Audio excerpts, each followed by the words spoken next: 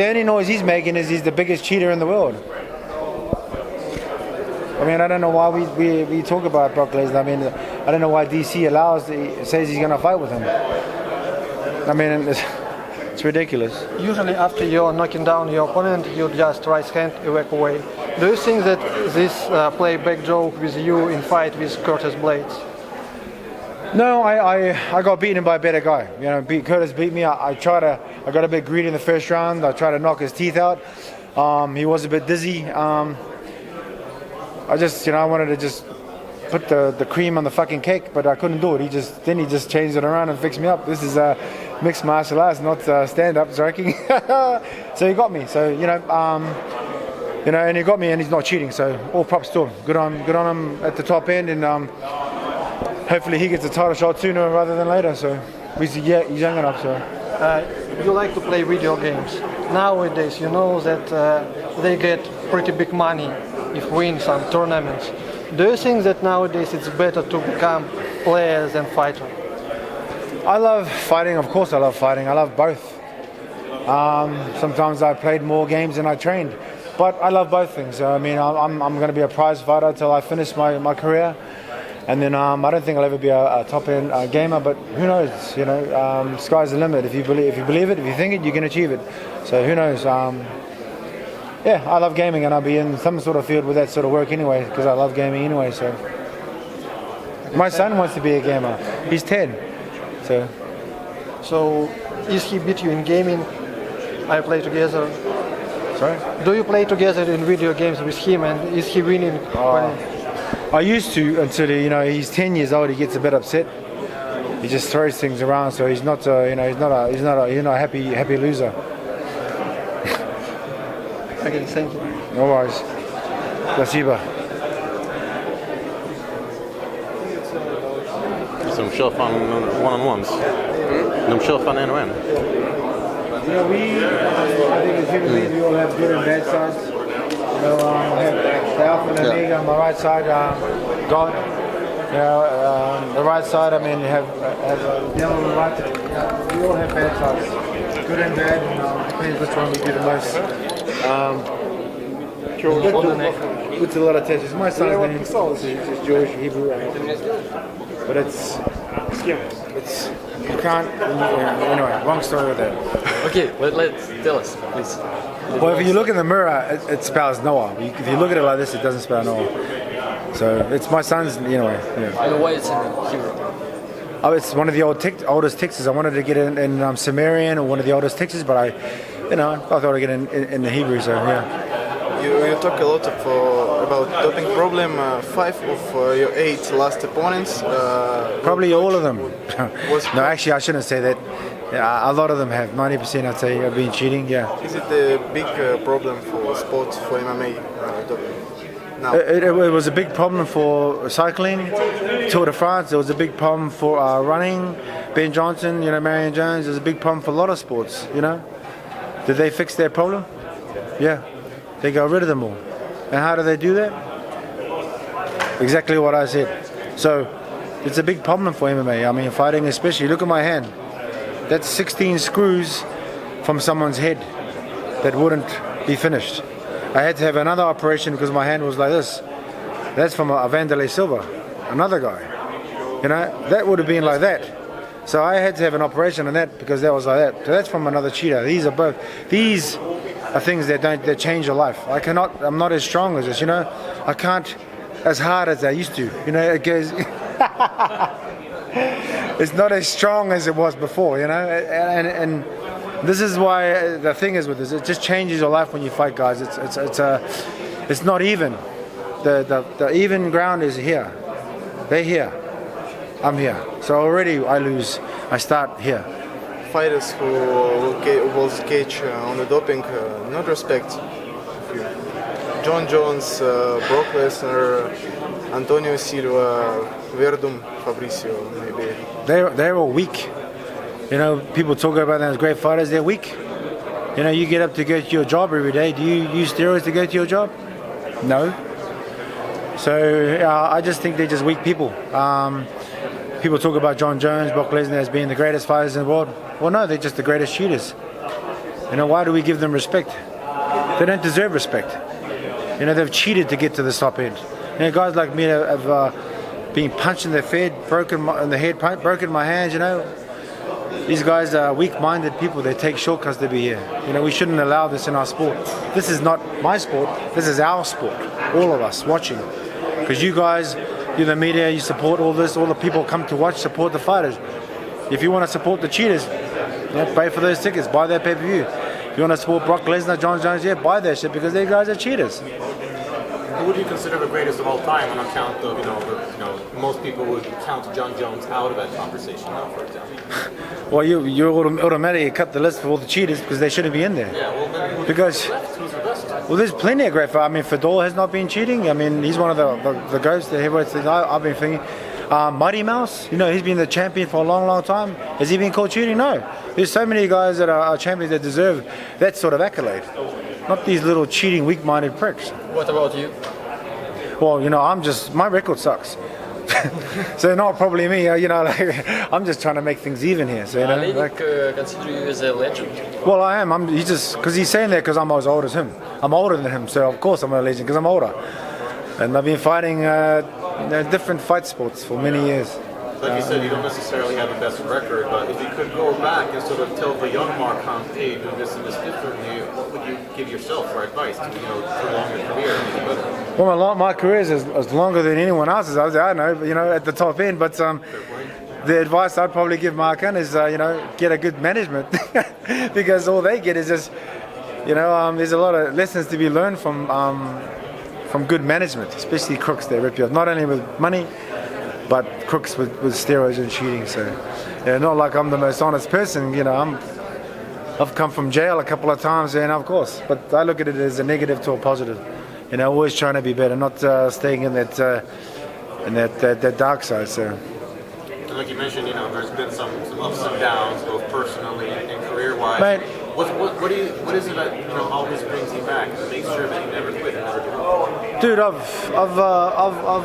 made so many mistakes. I've fallen so many times in this world, in this journey in my life. But I've learned from a lot of them. But I'm still making mistakes. We're all born sinners. What keeps me going is, I've said it before, the tax man always calls. I've got to pay bills like everyone else. I fight because I need to make a living. If I fight for money, I don't give a fuck about fame. I got to look after my family, to provide for my kids. They never had what I never had. I'm giving them what I never had. There's so many more reasons why I want to. Before, if you asked me this question before I had a lawsuit, I wanted to be the best MMA fighter in the world.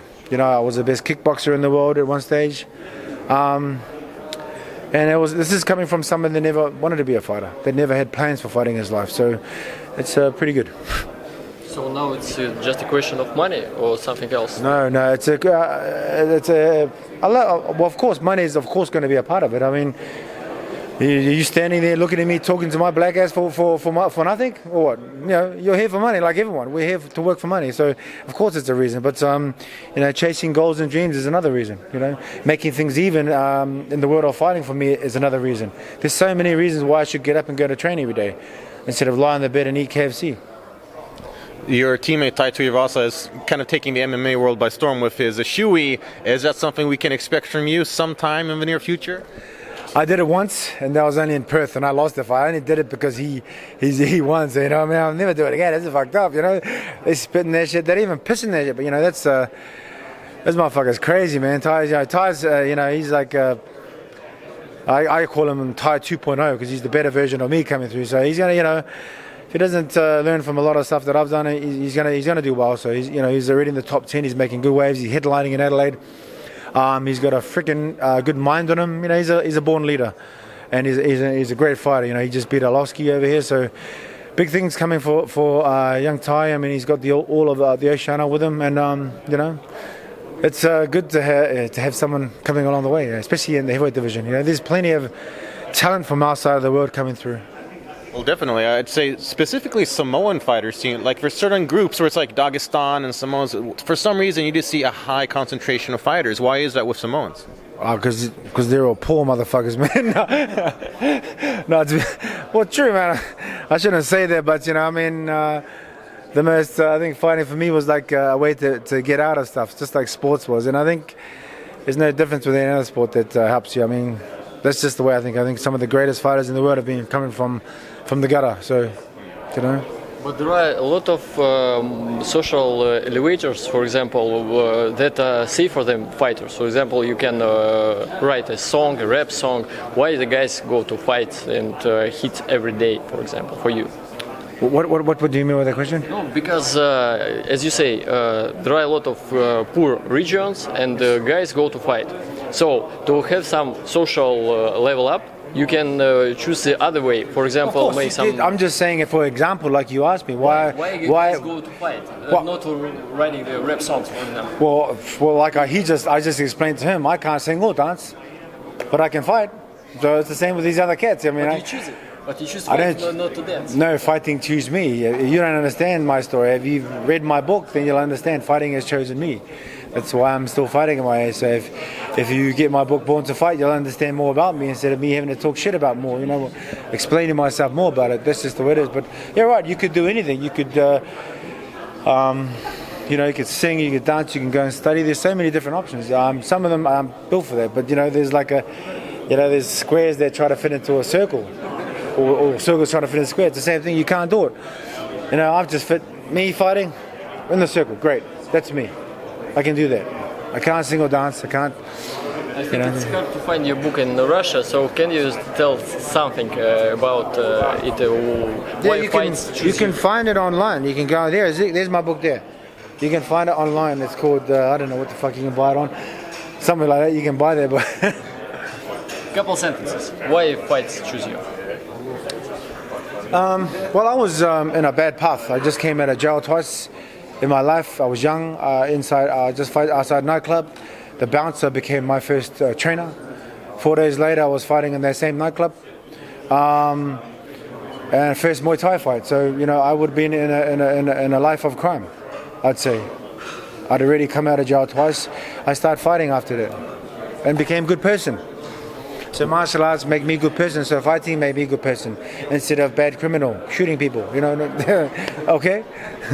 A lot of fighters come from a similar background. I mean, GSP is, you know, famously was, you know, bullied and had a lot of problems in school. I mean, you yourself, fighting seems to have a very a way of sort of bringing out the best in some people, despite what there's an art in it as well. But do you feel like the stigma that has been over martial arts and MMA for such a long time, do you feel like maybe it's starting to even out, and people are starting to see the art part of it? No, there's no art. There's no art because what you got here is guys that are on steroids. How is that an art? Martial artists don't cheat. Well, I mean, you and Olenek, there's a martial arts. Okay, I wouldn't put me into that cheating category. I'm talking to me and him is different. I mean, guys that aren't cheating are different. Yeah, but do you feel like maybe fighters like yourself who aren't cheating, that you can sort of help destigmatize it? That's what we're trying to do. You know, you said it's sort of trying to make it even. It's not. We're still fighting. You know, I have a lawsuit going. I'm still trying to fight this battle here. I mean, all the fans and all these things should get behind us. Like make it better. You know, like. We shouldn't support these guys like Brock Lesnar, John Jones, all these cheaters. All the fighters should support proper fighters that earn their spot here, not cheat their spot here. And do you feel like maybe because one of the problems seems to be that, you know, the more noise you make, the more you're on Instagram, social media. I make them more. They call me a Windsor. Well, fuck it. Hey, I'm a Windsor. Fuck you. I don't care. I have to say what I got to say. Do you feel like maybe that's a bit too much of a problem? That like the more you talk, sort of the more attention you get. Oh, you mean like Conor McGregor is here? Well, no, I never used to talk until my book came out. Then people know, and then they understand more about me. You know, but before when you talk to me, interviews were like yes, no, because my past was my past.